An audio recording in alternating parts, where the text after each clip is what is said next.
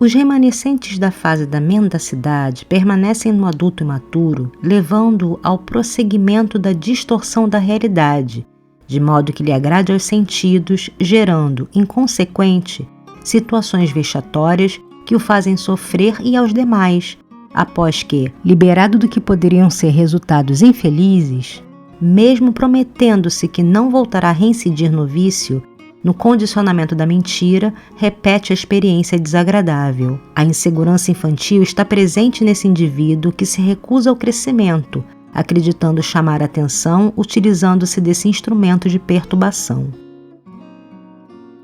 Quando Joana fala de mendacidade, ela se refere à tendência de enganar, mentir, tendência à falsidade. A pessoa que possui essa característica é imatura e insegura, tem a necessidade de chamar a atenção para si mesma e acaba criando situações vergonhosas para os outros e para si.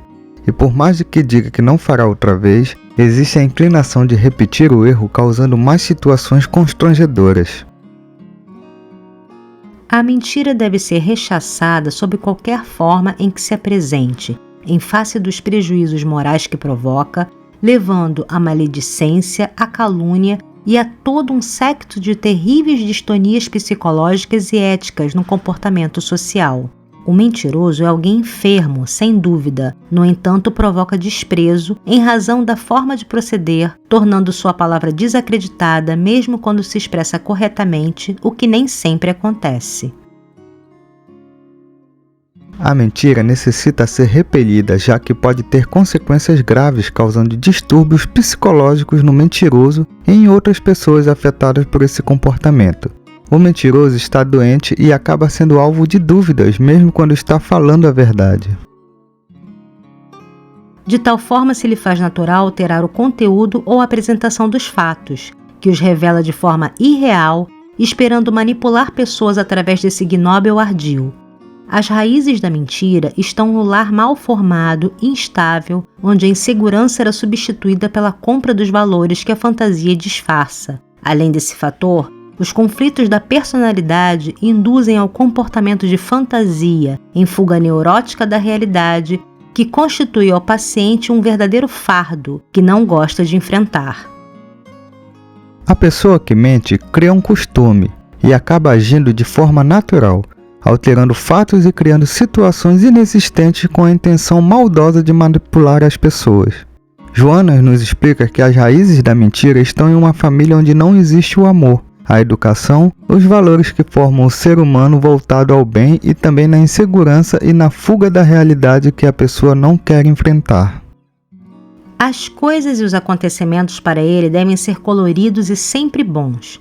Assim, quando não ocorre o que é normal, apresenta-se-lhe assustador, parecendo ameaçar-lhe a paz e levando-o ao mecanismo da falsificação do acontecimento. Tornou-se tão habitual o fenômeno da distorção dos fatos que se criou a imagem da chamada mentira branca, isto é, aquela de caráter suave, que não prejudica, pelo menos intencionalmente, e evita situações que se poderiam tornar desagradáveis caso fosse dita a verdade. A pessoa que mente inventa uma vida que não existe, a vida que ela gostaria de ter. A mentira se torna constante e sempre envolvida na desculpa de que não está prejudicando ninguém. Pelo contrário, está evitando machucar as pessoas.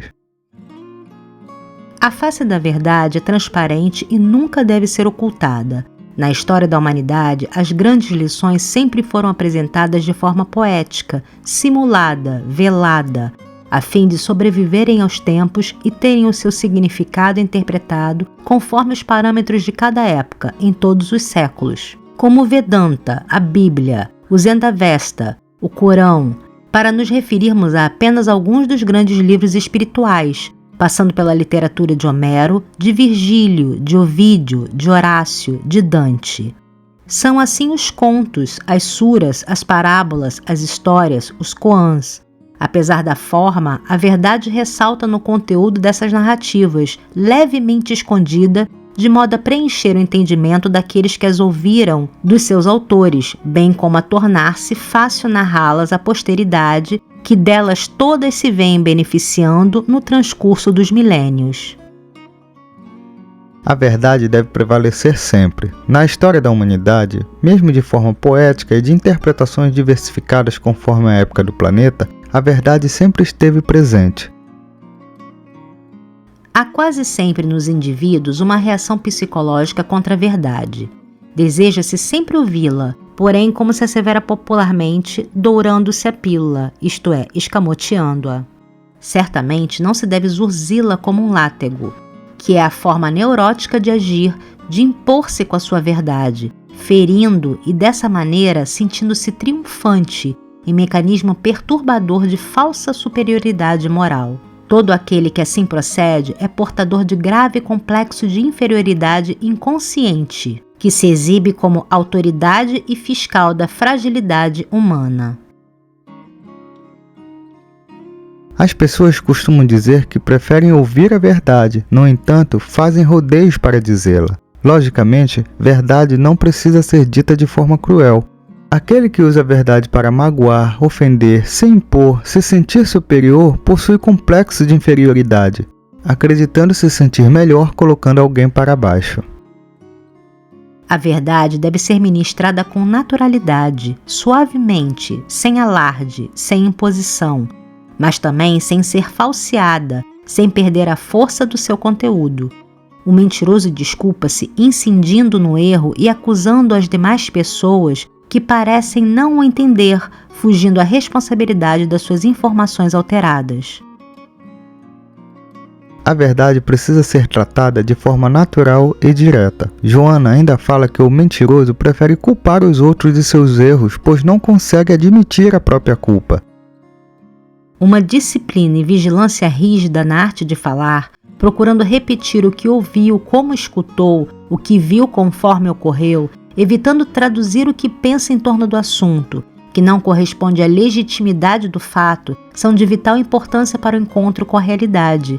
A terapia da boa leitura, dos hábitos saudáveis no campo moral, sem pieguismo nem autocompaixão, produz resultado relevante e reajusta o indivíduo à harmonia entre o que pensa, vê, ouve e fala. Não há, portanto, a necessidade de mentir, e quando isso ocorre, defronta-se um distúrbio de comportamento que precisa ser corrigido. O tratamento consiste em um treino constante de aprender a relatar exatamente o que aconteceu e como aconteceu, sem colocar a própria opinião que pode acabar alterando o acontecimento verdadeiro. Além disso, o estudo, a reforma interior, a aceitação da realidade também auxiliam na solução desse problema. A filosofia budista, entre outros ensinamentos nobres, mostra as 7 linhas da conduta saudável, estabelecendo os itens ideais do bem proceder, dos quais destacamos apenas pensar corretamente, falar corretamente, agir corretamente.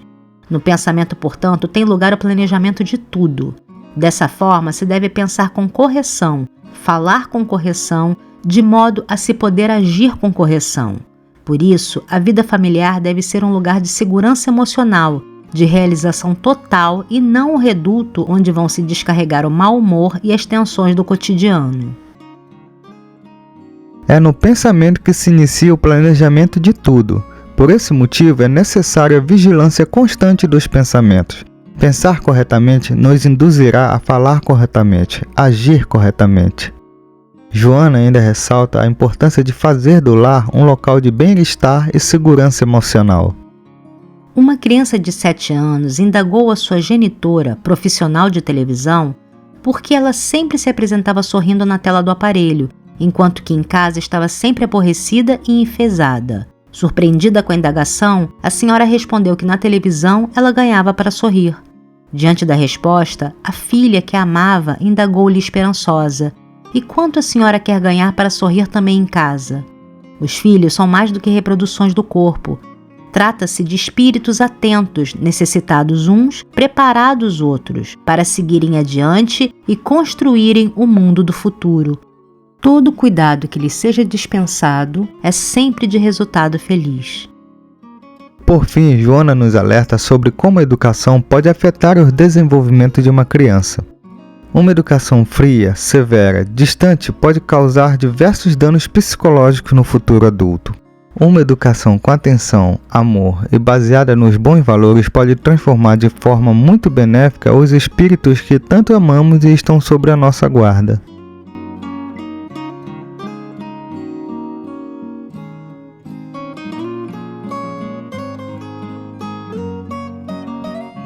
Se você gostou desse vídeo, deixa o seu like, se inscreve no canal, comenta, compartilha, ajude a espalhar a doutrina espírita, participa dessa corrente do bem.